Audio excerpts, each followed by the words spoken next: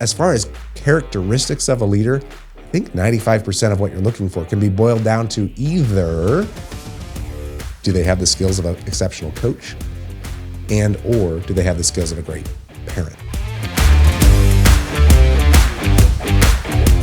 Welcome to the BetterCulture podcast, where we make the clear connection between BetterCulture and better business. This podcast is for leaders who want to build stronger teams, drive thriving companies, and enjoy your leadership role along the way. Now here's your host, Brett Hoogeveen, a leadership and culture aficionado, keynote speaker, and co-founder of BetterCulture. All right, welcome back. This episode of the BetterCulture podcast is really about simplifying your view of leadership. I want to start with a bold claim that 95%-ish of what it means to really be a leader can be boiled down to one of two things: coaching or parenting. Let me explain what I mean. When we look at what great leaders do in their everyday environment, I am making the claim that 95% of that is either they're showing up with coaching skills or parenting skills. Well, Brett, what might be some attributes of a fantastic coach then? What does a great coach do? Let's think about that for a minute. Maybe reflect yourself. This could be an athletic coach. We could broaden the term of coach a little bit to somebody who organizes or puts on a play or is in charge of a certain event, etc. Organizes a team of people in any area. What does a great coach do? Well, I would argue that great coaches, and as I go through this list, I want you to be thinking, is this important to leadership? Okay, I think it will be. But great coaches develop strategy. They understand the strengths of their team and the strengths of the opponent, or the market, they understand the rules of the game. They bring strategy to the table. They invest heavily in skill development. They understand and they really take time to look at what are the skills of my players. If I'm a basketball coach, who can handle the ball? Who's tough on the boards, getting rebounds?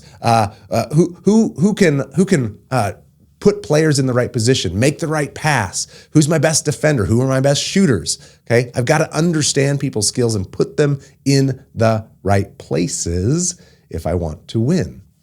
I need to be able to motivate and encourage people. I need to be able to create a culture and a sense of team where the players want to work together to accomplish a larger goal. How did I do? Do those types of characteristics of what makes someone a great coach translate to leadership? They absolutely do. Now, let's talk about number two. What are the characteristics of a great parent? What does someone who is a phenomenal parent do every day and consistently for their family, for their kids? Well, that list might be something like they set and establish clear values. Here's what it means to be a part of this family. This is what is right. This is what's wrong. This is what's expected to be a member of this family. That could be things like being respectful, being courteous, using manners, making your bed, whatever those standards might be. Good parents set some of those expectations for what's expected of their kids.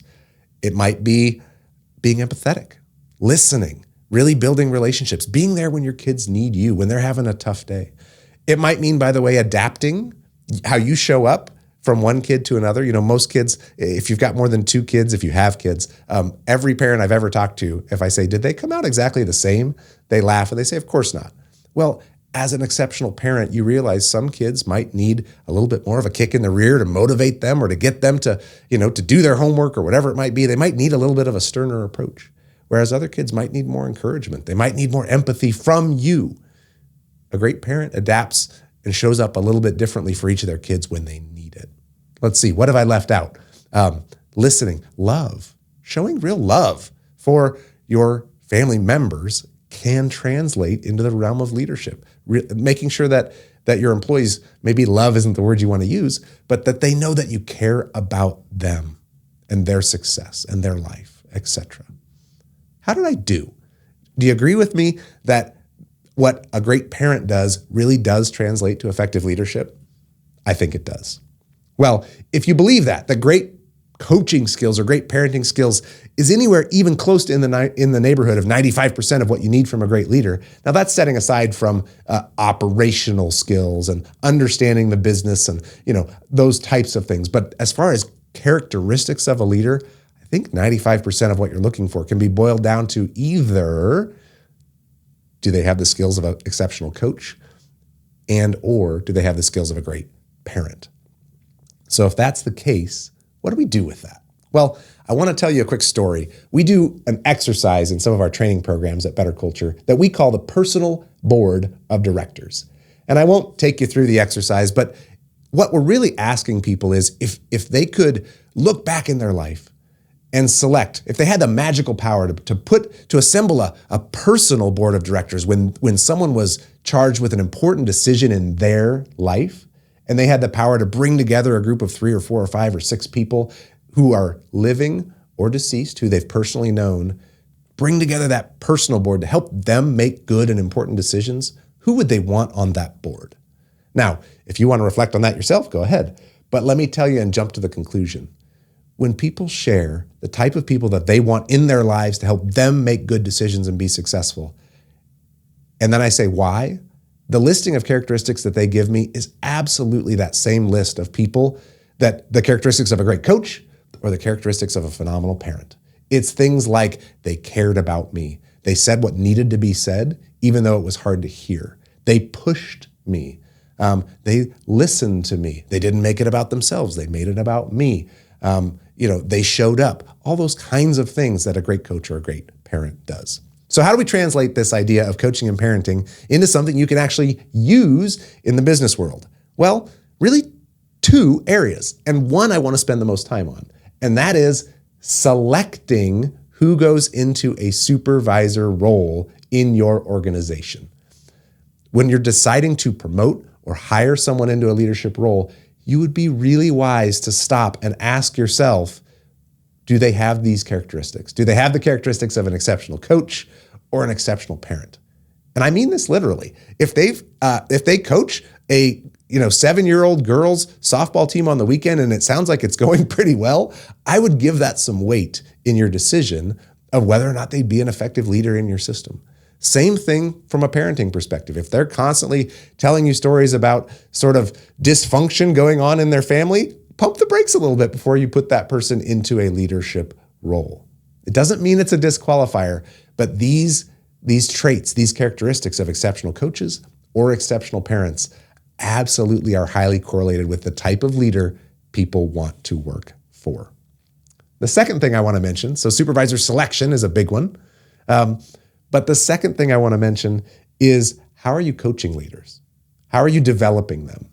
You can use this concept of what does a great coach do, what does a great parent do, as an assessment, as an inventory, when you're coaching other leaders in your system, where do they have opportunities for growth? Are there some of those things that I mentioned earlier in this episode that, they don't do the best job on?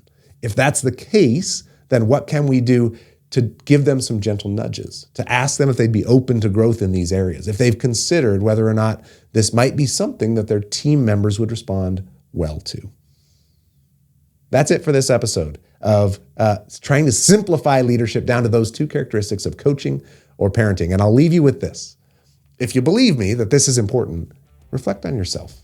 Are there areas of whether you're in a leadership role or not, are there areas of your own leadership where there are some coaching skills or some parenting skills that maybe you could lead into to make you an even more effective leader? Want to take the next step to building a stronger culture? We're offering a free 15-minute BetterCulture strategy call directly with me. We'll take the time to help you identify real opportunities to make your workplace better. No sales pitch, just real advice to help you lead better. Grab your time right now at betterculture.com/free call. Let's make something even better together.